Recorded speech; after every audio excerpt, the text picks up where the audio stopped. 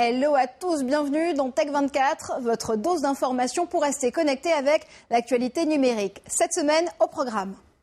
La semaine du développement durable bat son plein en France, de Google à Facebook. Les grands noms du net sont accusés d'être des pollueurs. Quel rapport y a-t-il entre votre ordinateur et le changement climatique? Réponse dans quelques instants.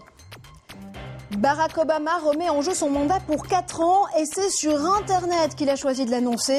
Le président 2.0 qui revient aux fondamentaux de 2008, grassroots et militantisme en ligne, ce sera dans notre tour du web en 60 secondes. Et puis Nokia tente de revenir dans le jeu des smartphones et drague les professionnels. Guillaume Gralet du magazine Le Point nous présentera sur ce plateau son tout nouveau modèle, le E7.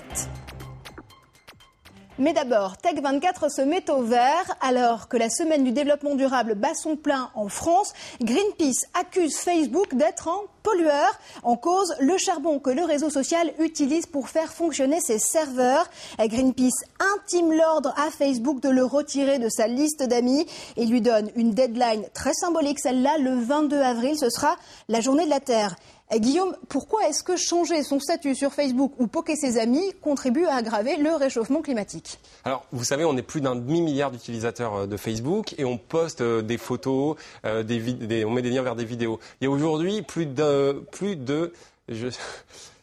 il y a aujourd'hui plus de 10 milliards de photos sur Facebook et pour qu'elles apparaissent directement à l'écran, le site internet les range dans des armoires électroniques qu'on appelle des serveurs et ces serveurs, en fait, c'est comme un ordinateur, ça se réchauffe, il faut le refroidir régulièrement, ça se fait par différentes sources d'énergie, ça peut être le charbon, ça peut être l'électricité et tout ça, ça consomme beaucoup d'énergie. Alors, des serveurs, il y en a de plus en plus dans le monde, Google vient d'en installer un nouveau dans l'Oregon, Amazon vient d'agrandir le sien et puis Facebook a également un serveur dans l'Oregon. Google, vous en parlez, c'est intéressant puisque le moteur de recherche tente de se racheter une conscience verte. Il a lancé un site pour que chacun puisse mesurer l'impact de son bilan carbone. L'ironie du sort, c'est que Google est mis à l'index pour sa consommation de CO2. On s'est livré, nous, ici, à Tech24, à un petit calcul. Vous allez voir l'impact d'une requête effectuée en ligne. Google produit 0,2 grammes de CO2 par requête. On estime qu'il y a 2 millions de recherches qui sont lancées à la minute. Ça veut dire qu'il y a chaque minute 4000 kg de CO2 qui sont émis. C'est beaucoup. Comment est-ce que des géants comme Google, justement, peuvent réussir à réduire leur empreinte carbone? Alors, il y a 2 ans, Google, qui avait mauvaise conscience, a lancé un site qui s'appelle Blackle. Black parce que il propose avec les mêmes résultats un écran noir. Un écran noir, ça consomme un petit peu moins d'énergie. Alors ça permet grosso modo d'économiser la consommation de 800 foyers par an.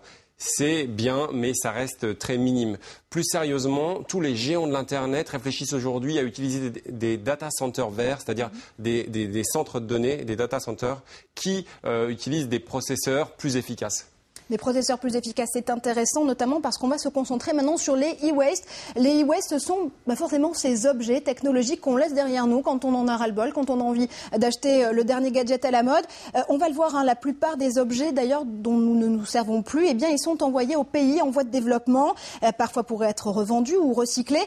Comment est-ce qu'on devient un consommateur fan de technologie, mais plus éco-responsable, Guillaume ? Il y a une première approche qui est très facile, c'est d'éteindre le maximum de ces appareils en veille. Les appareils en veille, on en a de plus en plus. On a des consoles de jeux, par exemple. On peut les éteindre. Ça permet d'économiser jusqu'à 10% de la consommation énergétique d'un foyer. Et puis, il y a des petits outils intelligents. Je pense, par exemple, à une lampe à moulinette. Je pensais jamais m'en servir, mais je m'en sers aujourd'hui. Philips, entre autres, qui a mis au point ça. Ça marche très bien. Il y a même des idées qui sont en train d'émerger et qui risquent de voir le jour. Et ça, c'est intéressant parce qu'on a sur ce plateau une toute nouvelle technologie. Elle est française, Cocorico. Elle sera sur le marché dans un an. Ça s'appelle WeZips. Ça s'appelle WeZips pour les initiales de What You See is Photovoltaic Surface. En fait, cette start-up a eu la bonne idée de créer un film composé en partie de silicium, mais également de lentilles. Donc, il est totalement transparent. Et ça permet, en le laissant dehors, par exemple, de recharger votre téléphone en 6 heures. Ça consomme rien du tout. Et là, ce qui est très intéressant, c'est que la start-up est en négociation avec les fabricants de smartphones pour que cette solution, qui coûtera moins d'1 euro par appareil, soit disponible dans un an. Donc peut-être bientôt sur vos écrans. Merci Guillaume. Obama qui se lance en campagne et le fait savoir sur Internet, le département d'État qui invente un bouton panique et puis Facebook qui n'aime pas l'intifada. C'est le moment de faire notre tour du web en 60 secondes. Obama 2012, c'est parti. Le président a choisi Internet pour lancer sa campagne de réélection.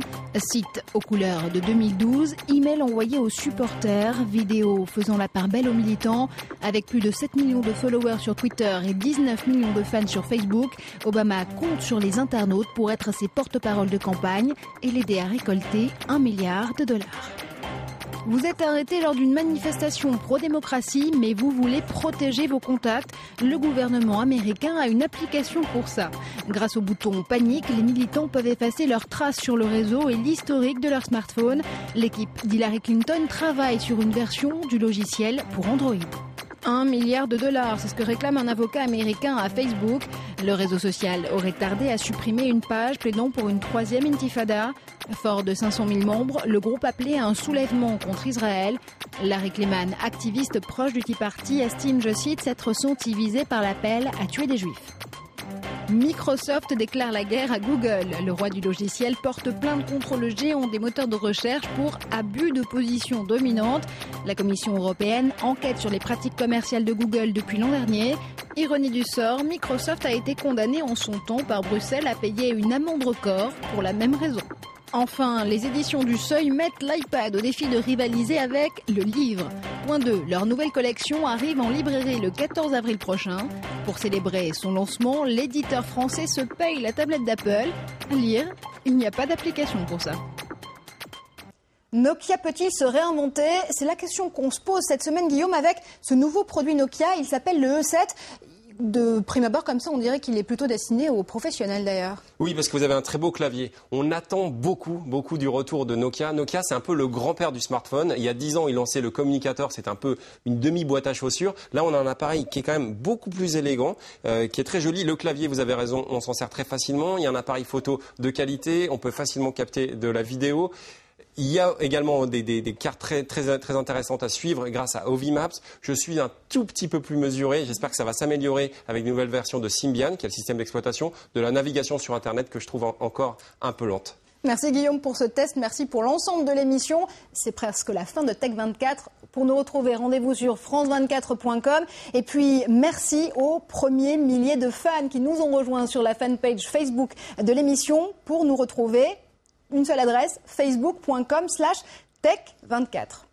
On se quitte quant à nous avec une fable, ou presque. Les 3 petits cochons rencontrent les révolutions arabes. Voilà ce que ça donne, une parodie de l'actualité à la sauce Angry Birds, le plus populaire des jeux sur smartphone, qui a inspiré Ego's Gun. Cet internaute a réalisé ce petit clip visionné par plus d'1 million de personnes sur YouTube. Restez connectés, à la semaine prochaine.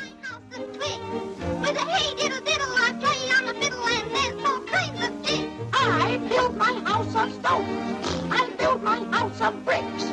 I have no chance to sing and dance, 'cause work and play don't mix.